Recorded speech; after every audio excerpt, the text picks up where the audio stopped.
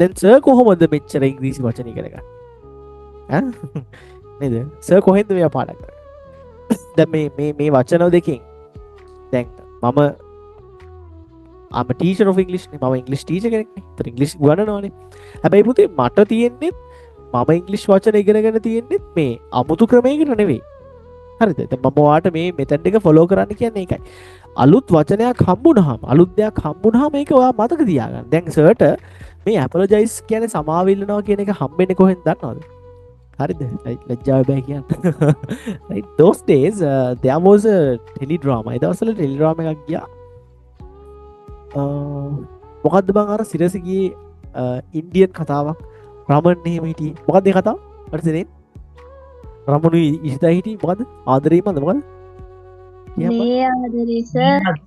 මේ ආදරේ උඹලට මතකයි නේද? ඒක තාම යනවද නැහැ? නෑ සර් දැන් යන්නේ. දැන් යනද? නෑ නේ අපරාධ. අන්න රයිට්. මේ ආදරේ.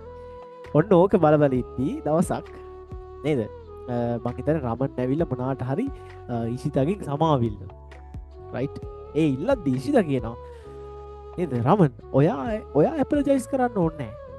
දැන් බලන්න මම ඒ දවස්වල මං ආදරේ මොකද මේ ආදරේ මේ බැලුවට මම ඒක බැලුවේ ඒ ආදරේ ගැන බලන්න නෙමෙයි.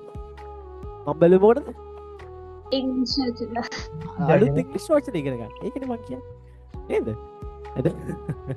හරිද? එතකොට ඒකෙදි කිව්වා මේ ඔයා ඇපොලොජයිස් කරන්න අවශ්‍ය නැහැ කියලා. ඇත්තරම එදා තමයි මම ඉගෙන ගත්තේ ඇපොලොජයිස් කරනවා කියලා කියන්නේ. ඇපොලොජයිස් කියලා කියන්නේ සමාව ඉල්ලනවා කියලා. ඇත්තරම ඒක මම හොයලා බැලුවා, සර්ච් කරලා බැලුවා. සමාව ඉල්ලනවා කියලා කියන. ඒත් එක්ක මම බැලුවා සමාව ඉල්ලනවා ඇපොලොජයිස්. ඒතර සමාව දෙනවට මොකක්ද කියන්නේ? ඒක මම මගේ උවමනාවට හොයාගත්ත එකක්. සමාව දෙනවා forgive. හරිද? ඒක මට පස්සෙත් කාලෙක ඔය වචනේ ඔය මොකක් හරි එකම හම්බුණා. please forgive me කියලා කොහේ හරි තැනක කියනවා. ඒක අවුලක් නැහැ. එතකොට already I know right. එතකොට මම දන්නවා.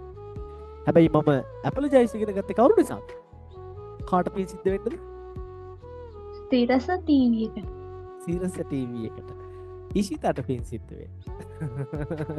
හරිද?